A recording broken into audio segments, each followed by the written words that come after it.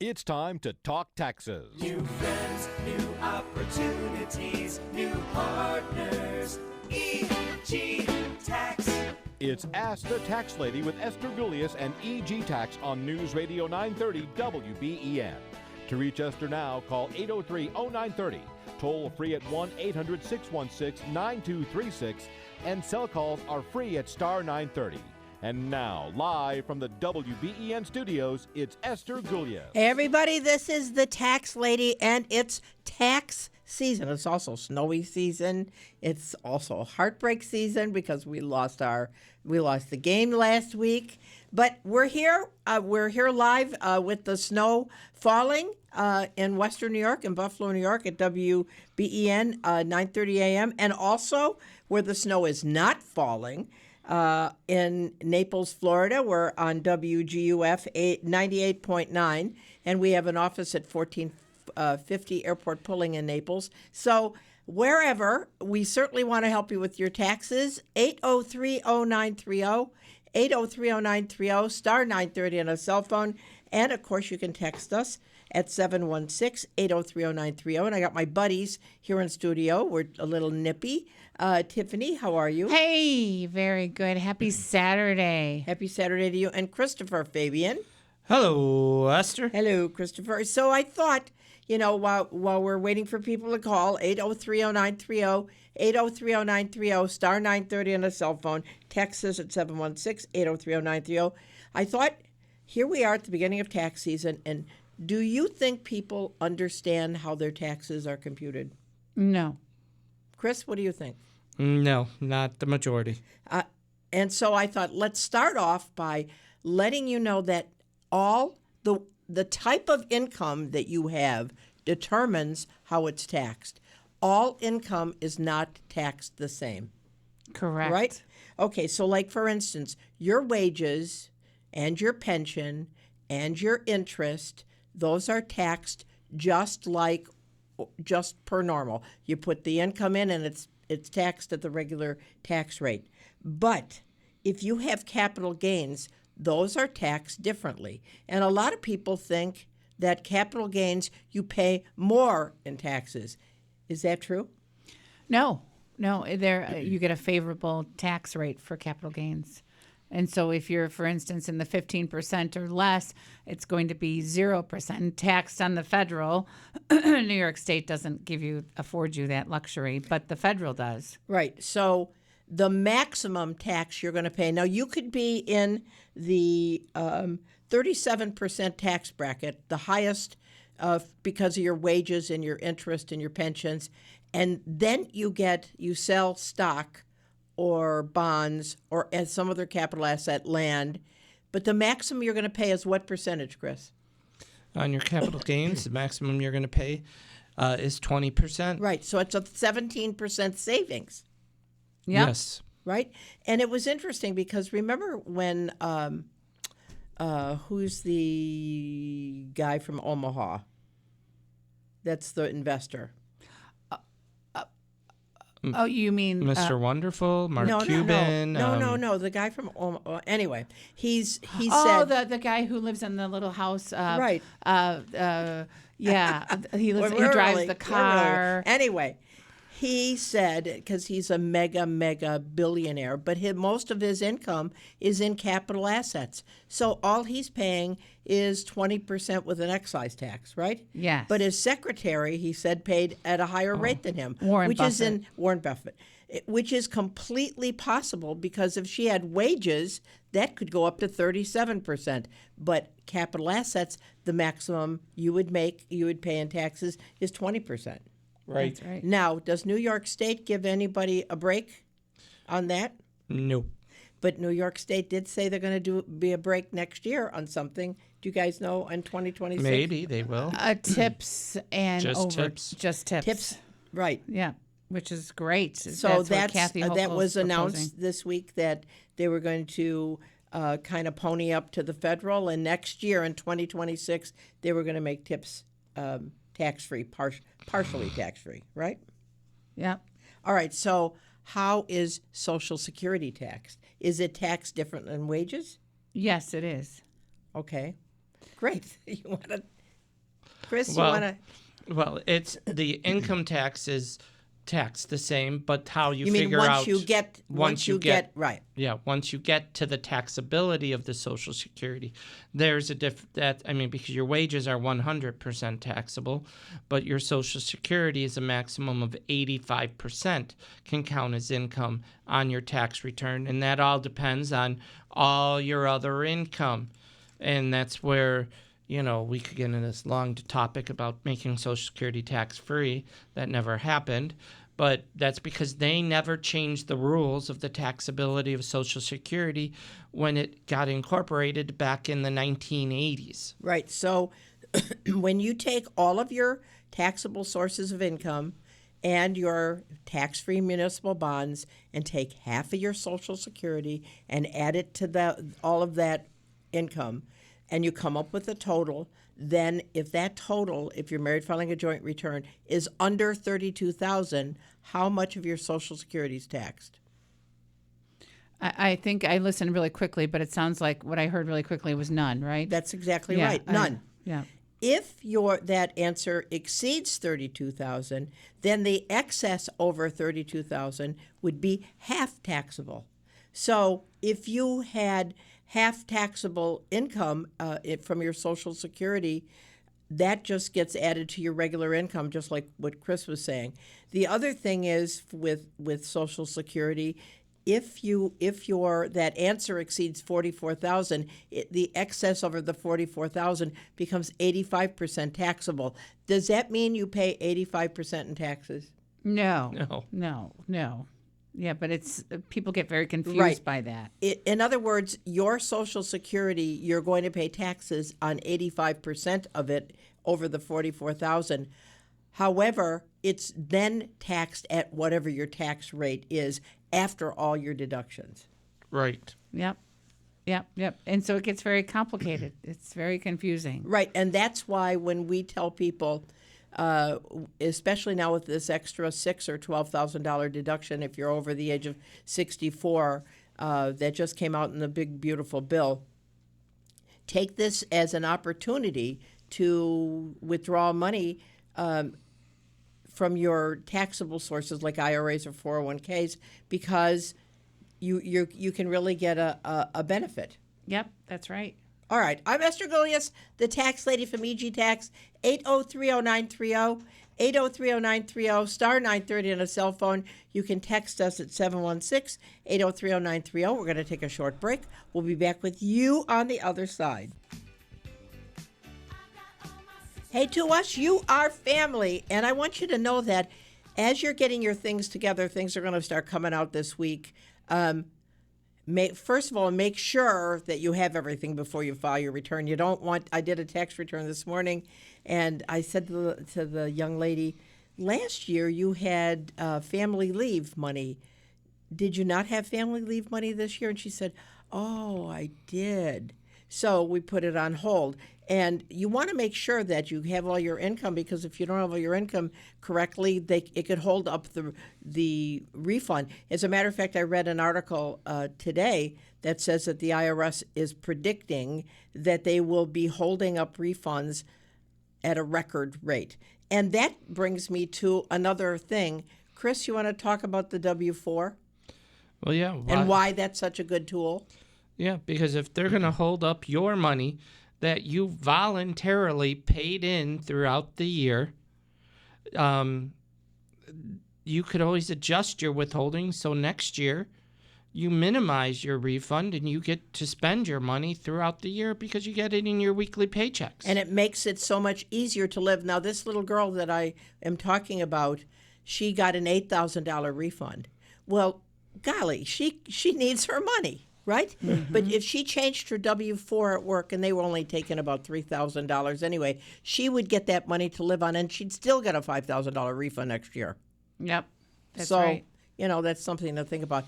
I know. Yes, sir. Sorry. I know I had somebody today that his refund, he doubled his income from last year to this year. Wow. And he's like, he always guesses every year how much money he's going to get back, and he was way off because he's used to getting a big refund.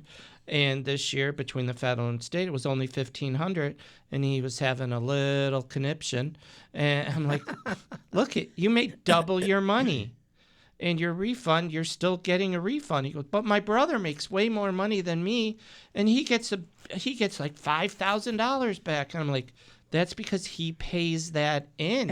He's Ahead of giving time. he's giving him his money all throughout the year, waiting for it to come back.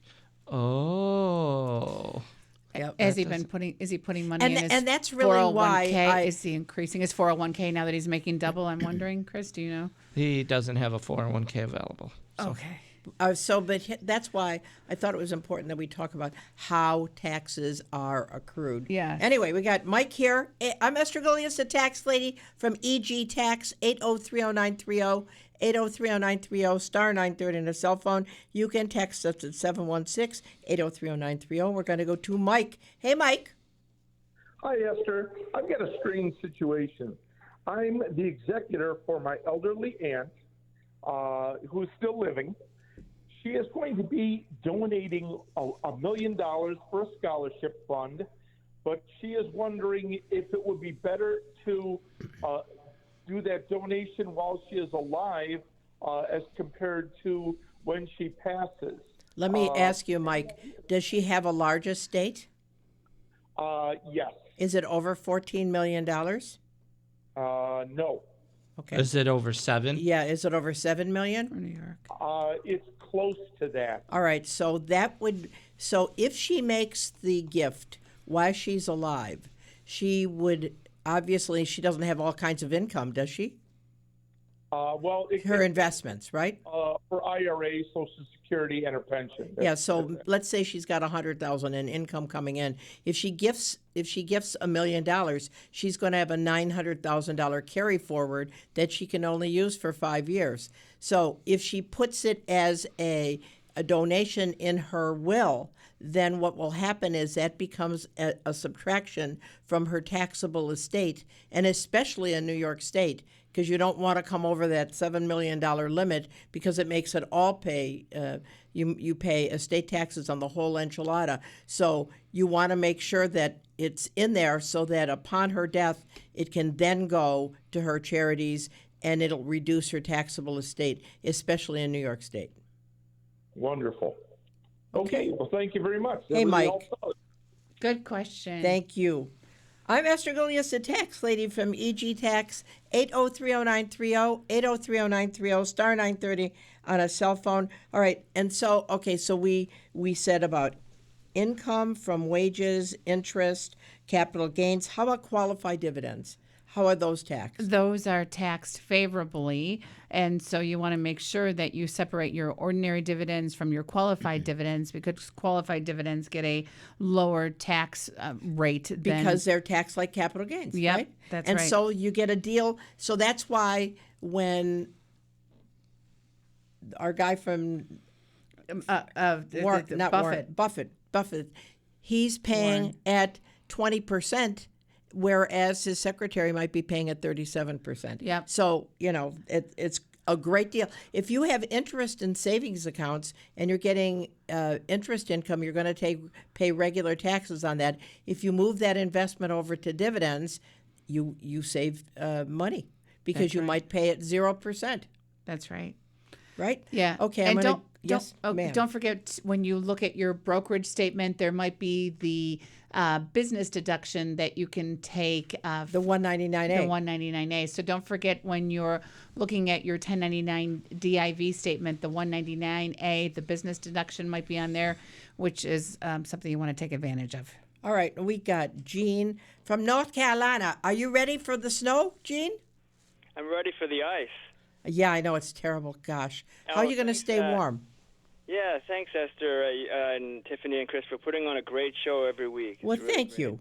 Thank you. My question is about long-term capital gains, the taxes on it if you sell gold or silver. I thought that gold or silver is considered a collectible asset, like jewelry or artwork or antique cars, and it's taxed at 28%.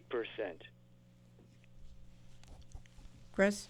Yeah, that's, and not at 20% or 15% or 0%, which is what long-term gains is what you pay when you sell gains on a stock or a bond. Right. The sale of capital assets is 20% maximum, but you're right. If it's a collectible, it's taxed Yeah. as 28%. My understanding, at least from in the past, is that gold and silver coins or stamps or jewelry, that's all collectibles. What type of golds are considered collectible? The IRS treats these as collectible: gold coins, gold bars, gold rounds. So there's certain types of gold that the IRS treats as collectibles. So that would be taxed bullions, at 28%. But still, it's better than 37. gold bars, gold rounds. I also heard that even gold held in ETFs or mutual funds, at least this is what I read, is also still taxed at 28%. That's exactly right. When they send you your 1099 at the end of the year, if they have traded any, then it would be listed as a 28% sale. Hey, thanks a lot. Good point. All right, thanks, Gene. Gold and silver right now Be safe. is on fire, right? It's like $4,200 an ounce. Yeah. So that's because people want a safe place to put their money. But Yeah. still, even as a collectible, you're going to pay at 28% versus 37%, Right. If you are in that tax bracket. Yeah, so it has to be, to treat it as a collectible, it has to be owned, obviously, for more than 1 year. And the maximum federal tax rate is 28%, like you said. Yeah. Okay, and then pensions. Pensions are taxed just like wages, okay? And that means IRAs, pensions, unless they're Roths, right? But in New York State, for those of you that are in Florida, if you pay zero in New York State, you would have a $20,000 exclusion if you're over the age of 59 and a half, right? Right. On your pension. If you're retired on a New York State, any civil or federal pension, that's completely tax-free on New York State, and you can back it off. That's right. Okay, That's so right. that's how pensions are taxed. And you know what's frustrating me right now is New York State is mailing out letters to people that their federal doesn't match their state, and so they owe thousands of dollars often because there's freedom of information, and so the federal says that their adjusted gross income is much larger. Well, that's because we subtracted off their New York State pension or their Social Security. It is incorrigible to me that New York State is trying to pass this through people so they pay it. It's just And that's the important thing. incorrigible. If you're getting letters and you don't understand it, don't just pay it. Yep. Give EG Tax a call because we will intercede on your behalf with the letter that you're getting from New York State. And basically, you just prove to them that if you take a look at the tax return that was done for you, they took off your New York State pension, they took off your Social Security because it's not taxable. Duh, Yeah. kind of, right? Yeah. All right, now. well, also, sorry, speaking of letters, President Trump did just sign into effect the IRS's letters have to be more. Oh, yes, that's a good point. Yeah, they have to be more understandable. They have to be clear Concise. and concise on why they changed the return or where they're saying the balance due is coming from. Right. That's So that's something that he just did this week. Because sometimes, let's face it, it's really hard to get in touch with anybody at the IRS. And so you're just left talking to a computer or nobody. You can't even email somebody. You can't even message somebody. And so That's become the great way that businesses operate anymore. You can't talk to anybody, so No. therefore you can't complain. And so therefore you just eat it, right? When we're talking about interest, there is interest that is tax-free, though, and that would be what kind of interest, you guys? Muni bonds. Muni Muni bonds. Yep. All And right, then if also, you have Florida muni bonds and you're a New York resident, what do you have to do? you're going to pay tax To New York. to New York To State. New Not York. the federal. So on the federal, it's tax-free, but on New York State, it's an addition. You have to add it back in. How about U.S. savings bonds U.S. savings bonds or any federal bond? They're tax free No, On they're the federal. taxable on the federal. on the federal, On the but they're federal, tax they're free on the taxable. state. You On the subtract state, you them. back it off. Yep, that's what I meant. Yep. Right? All right, self-employment income. Self-employment income is taxed how? Well, go ahead, Tiff. No, go. Go well, for there's, it, Chris. There's income tax on the net profit. On the but- net profit. Yes. And then there's self-employment tax also on the net profit. So you pay, if you're in the 12% bracket, you pay 12% income tax, and then you pay 15.3% self-employment tax. And then half of that self-employment tax because it becomes an adjustment, right? Yep. Yep. And the other thing that's special with self-employment income, if you're paying your own health insurance, that's an adjustment as well. It is. Yep. The same place that half of the self-employment tax would be, and you don't have to pay the self-employment tax to New York State. Right. I'm Esther Gilius, the tax lady from EG Tax, 8030930, 8030930, star 930 on a cell phone. You can text us at 716-8030930. We're talking about how you can determine all about your tax liability so you understand when somebody's saying you're going to move into a different tax bracket that it almost doesn't make any difference. I'm Esther Gilius, the tax lady from EG Tax. We're going to take a short break for the news. We'll be back on the other side with your questions. Hey, to us, you are family. I'm Esther Gilius, the tax lady from EG Tax Service. You can find us on the web at egtax.com. All of our offices are open 9 to 9 starting next week. And they're open God willing, today, if, too. with all the snow and everything. Down in Florida, our office is open. The palm trees will still be blowing, right? Yep. All right. I'm Esther Gilius, 8030930, 8030930, star 930 on a cell phone. You can text us at 716-8030930. So we're talking about how your tax liability is determined. The next thing is like rental property. So rental property is a lot like self-employment. You get to reduce it by all your expenses, right? Yeah. Provided you are in the business of trying to make money. That's the same thing with the Schedule C as well, right? Self-employment. If you're just putzing around and you don't care if you're making money and you got Aunt Susie living upstairs for $50, that doesn't cut the mustard, does it? No. You have to be renting it at fair market rental value, and you have to treat it as a business. And so Because no. they're not going to let you take the expenses if you don't have a profit motive. Correct. Right? Correct. So and so then you pay taxes on the bottom line of your rental income. Now, many times, especially in Florida, the cost of the houses are so expensive that the depreciation is quite a large number, assuming they want to rent for profit motive, which means that they might have a large loss on the Schedule E. Can you just take that loss, Chris? Well, You could say so there's an income exclusion, and so if you're a married couple and you make more than about $130,000, the loss starts to go away, and you're maxed out at $15,000 loss per year, and it carries forward, and so it's not gone. It's just a suspended loss when your income drops, or when you need the loss, or if you sell the property. And then, Chris, you were going to add something else too. yeah. Well, whether you're single or married, it starts at $100,000. You start phasing out of the loss, limited to $25,000. But if one of you is what's considered a real estate professional, not a realtor. A realtor is somebody who buys and sells houses for you. A real estate professional is somebody who manages rental property. So if your main source of income is managing all rental properties that you own, you get to deduct your full loss. So if you lost... Regardless of your income. Correct. Right.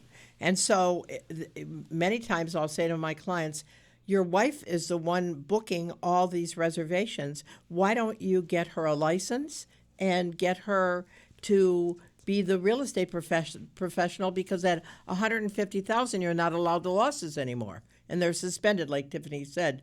So, but once she's a real estate professional, then those losses that would have been suspended are no longer suspended, and you get to take them. Right, and they still have to spend 750 hours Right, managing these properties. Right, it can't just Documented. be like I did it for 2 hours. Right, Yes. right. All right, unemployment, that's taxed just like wages. Right. Family leave, That's taxed just the like same wages. way. Right. Yep. Sale of business equipment. That's different, right? Because if you had business equipment that you had depreciated, you have to recapture that as ordinary income, Correct. right? Yep. So that's just to let you know that different income is taxed differently. Now we're going to get into some of the expenses that reduce that income. And hopefully at the end of this, you're going to be smarter than the average bear. You know, I just want to circle back. About a month and a half ago, we had a client come in and we reviewed his return that he was doing somewhere else at a different firm, and he had rental property. And we were reviewing what he did, and it indicated on his return that he was a real estate professional. And he did not even realize that that's what his accountant was doing. And so you really want to open your eyes. And I don't think that his wife was a real estate professional, and I don't think they were meeting the hours per year test. And so you really want to make sure you review Well, you're what's only going on. sad if they audit you, right? That's and then right. then you're really, really sad. Yeah. Right. All right. Yep. Let's go to Sandy. Hi, Sandy. How can we help you? Hi. I retired in 2017. I took my last taxes, and he said I no longer have to pay taxes because now I'm retired, and whatever the threshold was. Well, I get an $800 a month pension, and I get around $2,100 with the big increase we just got in Social Security. But I started helping my son out, and he's paying me on the books $600 a month. Is that going to change my taxes? What is he paying you for, Sandy? Are you performing a service like cleaning for him or something? I'm doing his some of his book work. All right. Is he calling you an employee? Do you have taxes withheld? No. Okay. So he's treating you as if you're a freelancer, right? Right. Yes. Okay. Well, the first thing, your son has a business. What kind is it a partnership, a corporation, small business? A small business. All right. Does he have any other employees besides you? Yes. Is he paying them on a W-2, or is he treating them all as freelancers? No, that they get W-2. All right. Tell your son to make sure he puts you on a W-2 as well, because you are an employee. And quite frankly, you're not going to owe any taxes anyway, because your standard deduction is next year will be this year it's $17,750. Right. If and how old are you? I'm 75. Okay. Yeah, Chris, I'm But sorry. if he continues doing, and if you're Self-employed. doing it as self-employed, yes, you have to file Yes, you're gonna because owe. you have to file what's that self-employment Right, tax we just talked absolutely. about. But So- really, he needs to put you as an employee. Okay. Okay? All right. Thank you so much. Thank you, dear. Thanks for calling. Yeah, because 6,000, if she has no expenses, that's 15.3%. That's going to cost her about little over $900 Right. to the If- federal if- government. Right, unfortunately, he's paying his employees correctly, so he ought to pay his mom the same way. Exactly. Right? Okay, well, let's go to Gary. Hi, Gary. How can we help you? Good, how are you, dear? Just had a question. I'm retired at 68 years old, and my only income coming in is Social Security. Right. But I got a couple of documents here, one from a State Farm, and basically it states here on the bottom my interest income is like 13 and change, just $13. And the secondary letter I have is from M&T Bank. Mortgage interest received is like $9. Other than that, I get Social Security. They take no taxes out. I haven't had to pay that. I believe I have a Part D. Is it necessary for me to file taxes whatsoever? It is not. It is absolutely Appreciate not. that. That's You- what I needed to but- know. Absolutely yeah, not. for the tariff money, I don't know if is that what you're going to say, Chris? Yep.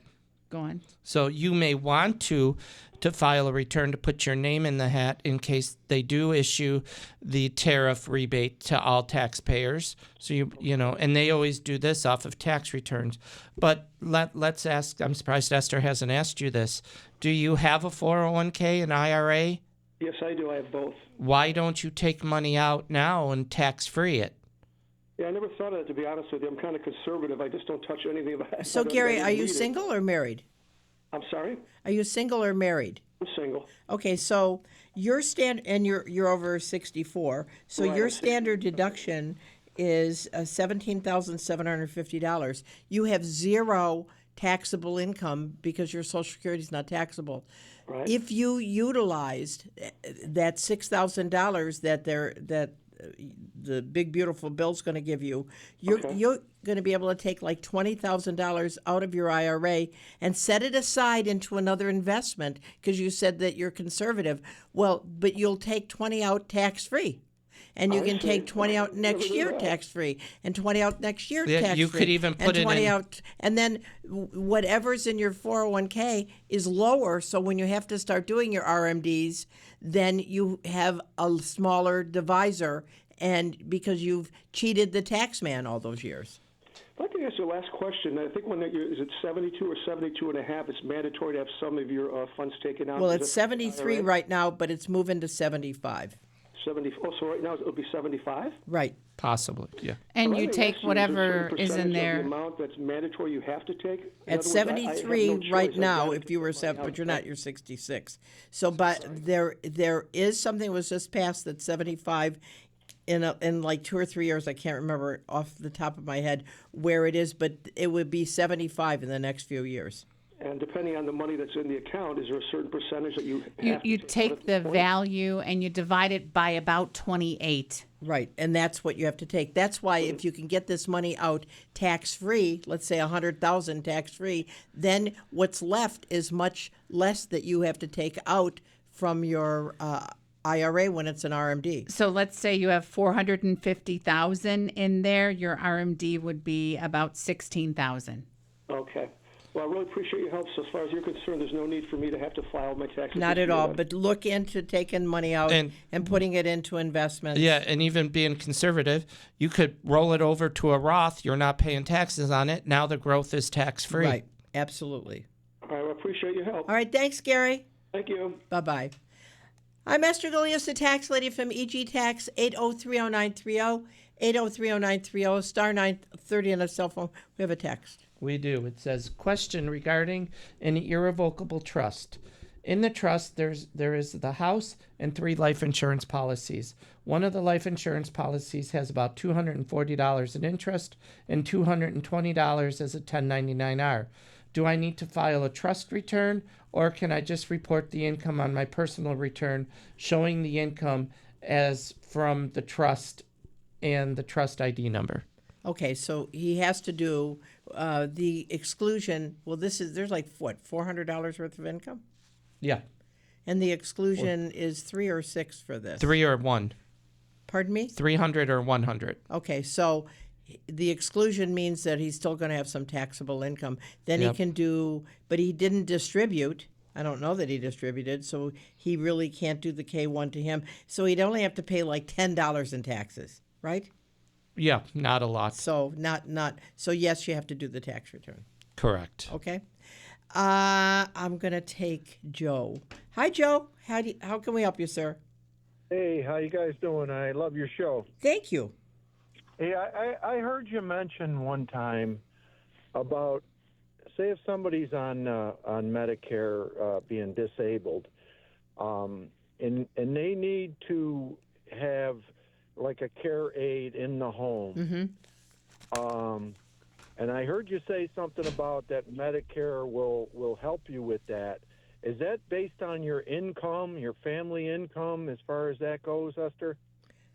Well, that's Medicaid that will come in and help if the person is low income, and they will pay for services to come in and take care of your person. Oh, the only way they do it is you have to be low income. Right. So, the truth is, Medicare is got a lot of bells and whistles depending upon your income. Obviously, you can see with the way everything is in our country, if you don't have any income, they open up the bank for you. So depending upon your income, you'll find out how much you can get help from the federal government.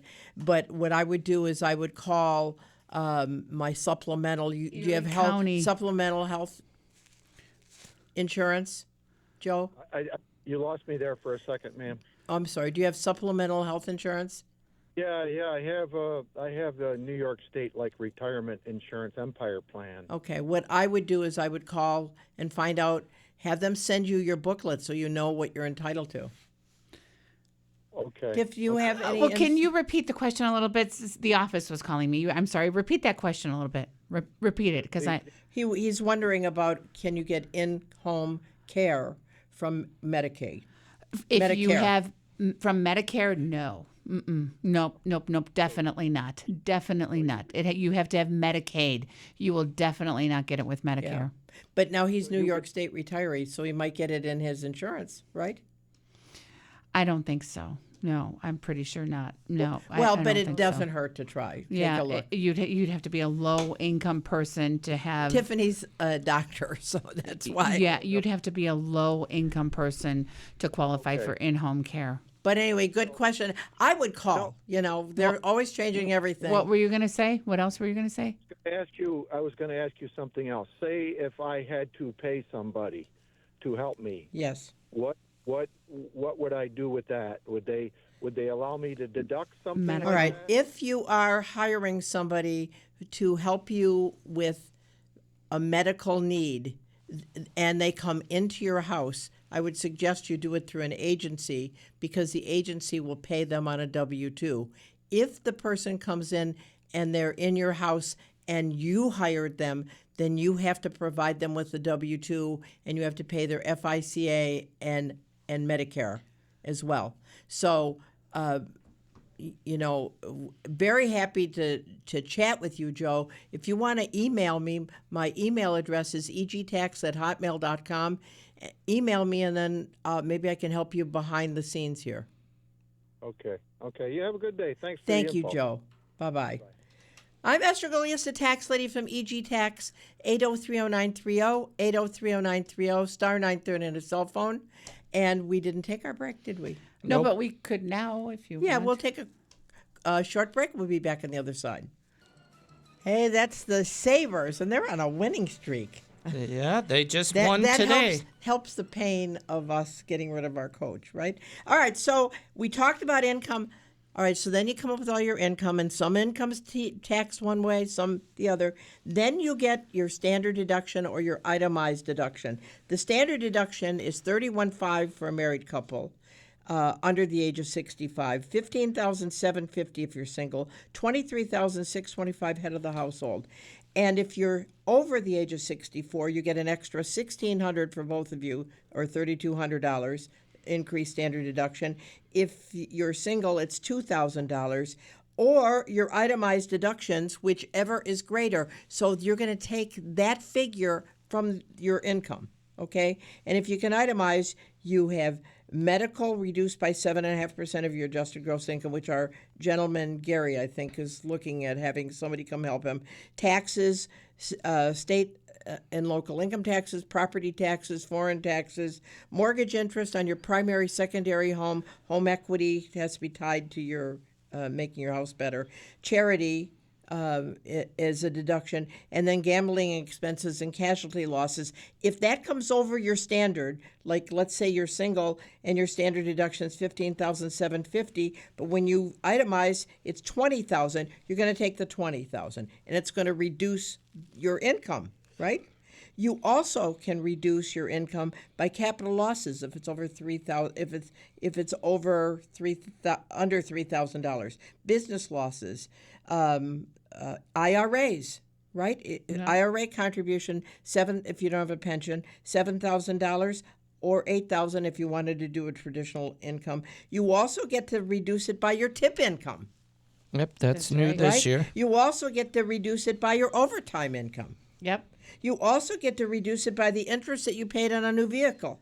That's right. You also get to reduce your income by your educator write-off and your student loan interest, right? Yep. So then you started off with this income. Now you took all these expenses. Then you have taxable income, and you come up to your tax bracket. What people don't realize is, let's say that you're married filing a joint return, and your taxable income is $75,000 after you took all your expenses. That means you're in the 12% tax bracket on that 75. But on the first level, on $23,850, you paid 10%.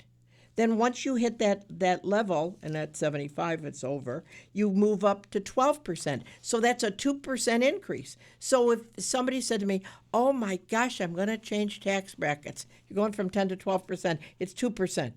Yeah. So the first level is taxed, and then the next level is taxed. Should I just not work that overtime? Should I just not Right. work I as don't much? want to make $10,000 on overtime because I might have to pay an extra $400 in taxes. Doesn't make any sense. And then you come up with that tax liability. Then you reduce it by your credits. That's right. So if you have an education credit, whether you're in graduate school or you have your kids that are in the first 4 years of continuing education, you get a credit of about almost $2,500, right? Daycare credits if you put the baby into daycare. Dependent credits for kids under the age of 17. This year it's $2,200 for each kid under the age of 17. Then if that gobbled up all your tax liability, they give you the excess as a refund. That's pretty cool. Then an earned income credit. If you have income, you're like under, what is it, like $65,000 for kids, they're going to give you money that you didn't pay in. And the state of New York is going to give you 30% more of that as well. I was thinking today, you've been doing taxes for a little while. Did you ever, I was just thinking when I was doing somebody's tax return and I was subtracting away their overtime, did you ever think you would ever see that and their tips? Did you ever envision? Nope. Yeah. I haven't. But all right. So then there's energy credits you can reduce it by, and you can reduce it by the 1099-A if you have a qualified business expenses, and that's what your liability is based on. So you start off and you reduce credits, and then you have a bottom line. Mm-hmm. So just thought you should know how that works. And we're going to go to the phones. We're going to talk to Rich. Hi, Rich. How are you, sir? Is this Esther? Yes, sir. I got a question. Yeah. I was just aged 85 years old. I didn't file for quite a while. I paid all my credit cards off. I decided, can I charge the finance? And I got medical bills, a lot of medical bills. Okay, so you have large medical bills, Rich? Yes, I do. Are you able to pay them? I paid them. You paid. How much did you pay, Rich? Well, I got three. I got three from ambulance bills and three from hospital bills. But how much did you pay? I'm going money in out the plan of the road. I'm just going to, and I paid all my credit cards off. I had about money and the finance charge. But do you know how much you paid for the medical expenses, Rich? I got the bills all ready to go. About $1,700. Okay, so all right. So do you have IRAs and 401ks and savings accounts? No, I don't have nothing. You don't have nothing. Okay. So unfortunately, unless you have some taxable income, stocks, bonds, where you could take out income on the right-hand side and cover it with the expenses on the left-hand side, which would be deductible medical, you're not going to be able to write them off. I'm so sorry. And what about the finance? Nothing. If you have no income, no, then you have no deduction and nothing. All right, that's all I want to know. All right, okay. Thanks, Rich. Thank you. All right, sorry to hear. And if anybody wants to call me in private, I'm at the office at 1890 Colvin. Love to talk to you. It sounds, you'd want to have compassion. And then we're going to go to Ed. Hi, Ed. How are you? Oh, great. How are you doing, Esther? Marvelous. Good. Hey, my sister has a condominium, and she recently went into assisted living. Several years back, she put the condo in a irrevocable trust, and it's going up for sale. Will there be taxable gain on a house that's put in a trust? She's still alive? Yes. Well, if she's alive and she sells the asset, then and it's in the trust now. So it's actually the trust that would be selling the asset.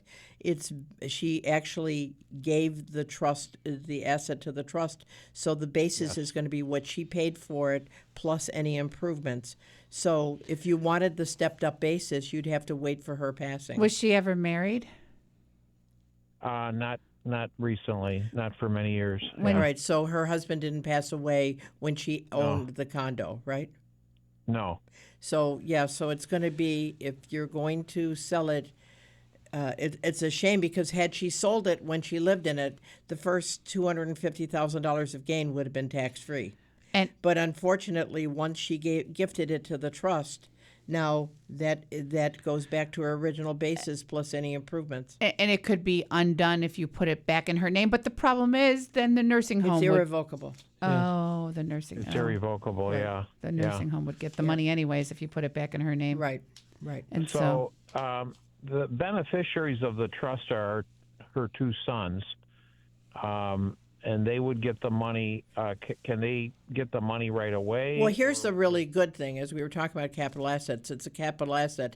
So if she sells it, let's say for $400,000 and she paid $100, there'd be a $300,000 gain.